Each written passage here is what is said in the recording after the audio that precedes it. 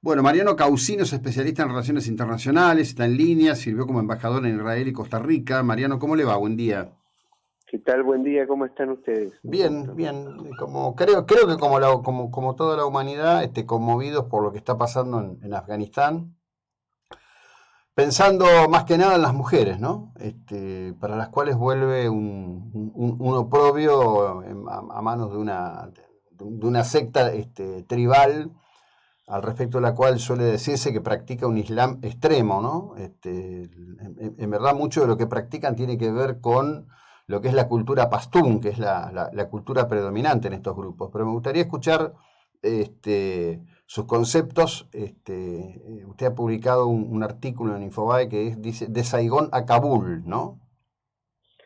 Sí, así es, efectivamente. Bueno, lo que tuvo lugar en las últimas horas es la caída del gobierno afgano a manos del Talibán a partir de una ofensiva que este grupo islamista extremista, como usted menciona, hizo a partir del anuncio del presidente Biden, realizado en abril pasado, sobre el retiro de las tropas norteamericanas que estaban todavía en presencia en el país después de la operación o de la invasión que la OTAN, liderada por Estados Unidos, hizo en Afganistán después del 11 de septiembre del 2001, un evento que se van a cumplir ahora 20 años.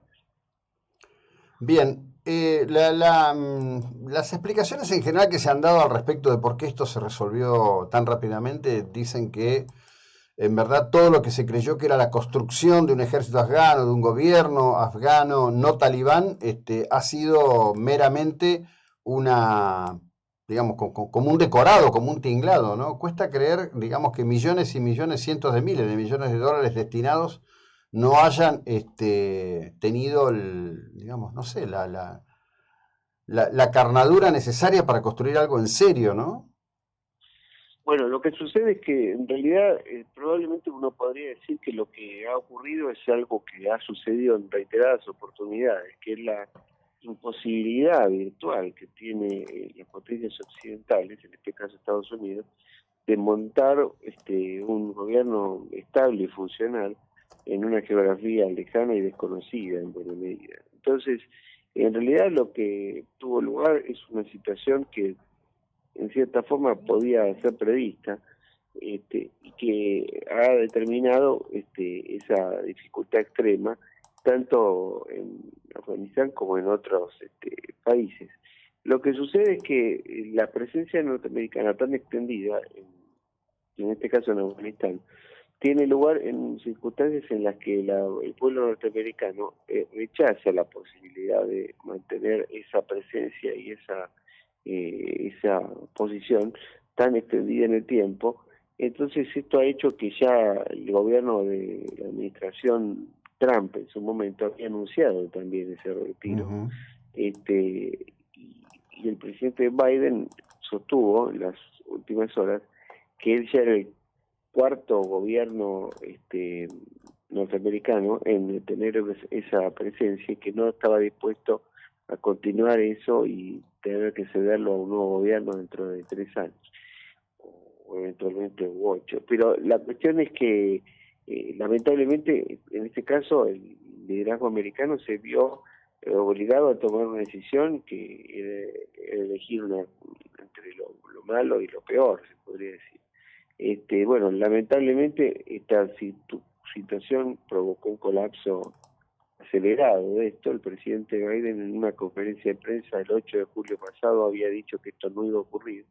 Por eso fue muy criticado en las últimas horas, Uh-huh. porque finalmente ocurrió lo que habían dicho, que anticipado que podía no suceder. Pero bueno, el colapso de la autoridad afgana fue muy notable y muy veloz. El presidente Ghani salió del país y los talibán tomaron el poder, el control de la capital, como hemos visto, en escenas bastante curiosas, y esto provocó esa huida, ese intento de huida de miles de personas, con las imágenes tan dramáticas que hemos visto en el aeropuerto, ¿no?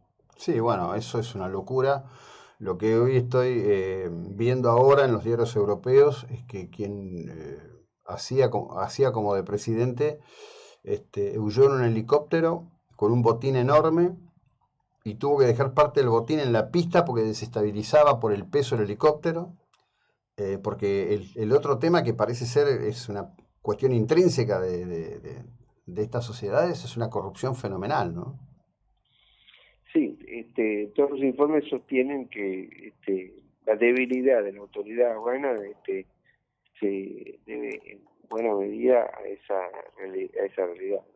Una corrupción muy importante, que eso también provocó la desmoralización del ejército, aparentemente, según surgen los informes, que hizo que el avance del Talibán se produjo en semanas prácticamente sin ninguna resistencia, y eso es lo que permitió este desenlace que tuvo lugar en el fin de semana. Claro. Sí, en verdad estaba hoy, hay varios artículos en distintos idiomas que rescatan una crónica de Winston Churchill, que había sido el cronista de la Fuerza Expedicionaria Británica que se introdujo en Afganistán y el 8 de diciembre de 1841 firma un acuerdo de paz para salir y es ferozmente masacrado en su intento de retiro hacia Pakistán, ¿no? Parece ser que el decurso de todo este tiempo no ha modificado nada la cultura de base que tiene esta sociedad tribal y fuertemente guerrera y diría con una resiliencia ante la muerte de los propios que es extraordinaria, ¿no? Sí, usted sabe que hay una sentencia histórica, digamos, que sostiene que Afganistán es una suerte de cementerio de imperios. Lo cierto es que en esa geografía tan impenetrable por momentos, sucumbieron, como usted dice, las tropas de que era el país más poderoso del mundo entonces, que era el Imperio Británico, después la Unión Soviética en la década del 80 del siglo pasado, y ahora la única superpotencia remanente de la Guerra Fría, que eran los Estados Unidos. Evidentemente es un territorio y una población y como usted bien dice, un sistema tribal contra el cual es muy difícil luchar con un ejército convencional. Ahora, esto lamentablemente era algo que todo el mundo suponía que podía suceder en algún momento, tal vez no con esta velocidad y con esta espectacularidad, si se puede utilizar el término, pero que era algo francamente que podía suceder. El problema que tiene la situación esta es que, como usted mencionaba al inicio, el Talibán tiene un récord de comportamiento en materia de derechos humanos espeluznante, que nada hace suponer que no vaya a repetirse. Uno no sabe qué va a ocurrir en el futuro, pero es altamente probable que así sea. Sí. Hay algunos analistas un poco más optimistas que dicen que tal vez para controlar el país y evitar una otra situación podrían moderar su comportamiento. No lo sé, no creerlo, ojalá que sí. A mí cuando lo escucho, sí, perdóneme, cuando escucho que dicen eso me hace acordar los que decían que cuando ganó Fernández volvían mejores, mire, más o menos lo mismo. Sí, es cierto. Yo creo que es altamente improbable que eso así suceda, pero bueno.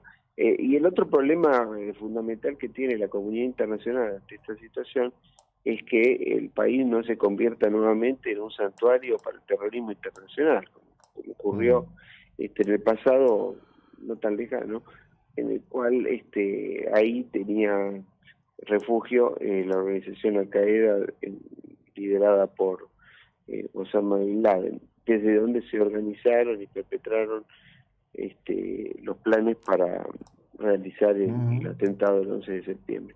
Bueno, de modo tal que es un desenlace muy complejo, muy problemático, que veremos cómo avanza, pero que va a poner, lamentablemente yo creo que esto va a marcar la presidencia de Biden, a solamente 8 meses de haber asumido el poder, y es una herida indudable en el orgullo norteamericano a 20 años del 11 de septiembre. Pero el problema que tiene es que Estados Unidos sigue siendo el país más poderoso de la Tierra, pero ha demostrado una vez más una incapacidad muy manifiesta para poder imponer su voluntad o su designio en el mundo con las dificultades que eso supone. Sí, lo que pasa que yo lo que observo, y esto viene desde la primera intervención del ejército norteamericano en una guerra que fue la Primera Guerra Mundial, se repitió en la Segunda Guerra Mundial, cuando sobre el final, ya con los rusos entrando en Berlín, tanto Churchill como Patton planteaban pararse frente a los rusos y decirles, bueno, vuelvan a sus fronteras, liberen estas naciones sobre las que están. Eisenhower tomó otra decisión. Hay un punto interno en Estados Unidos donde las víctimas propias juegan en contra de la política internacional, y esto se ha dado sistemáticamente. Bueno, es posible. Dentro de la política americana obviamente hay distintas posiciones y debates, pero básicamente hay uno que es probablemente el eje de la política exterior americana, que sostiene, hay una visión que dice que Estados Unidos debe ser un faro de libertad y de progreso, pero que debe tener una política exterior restringida y que solamente intervenga cuando sus intereses vitales están en compromiso. Y hay otra teoría que sostiene que los Estados Unidos tienen una misión en el mundo y la observan como una suerte de cruzado moral que tiene que imponer la democracia por la fuerza.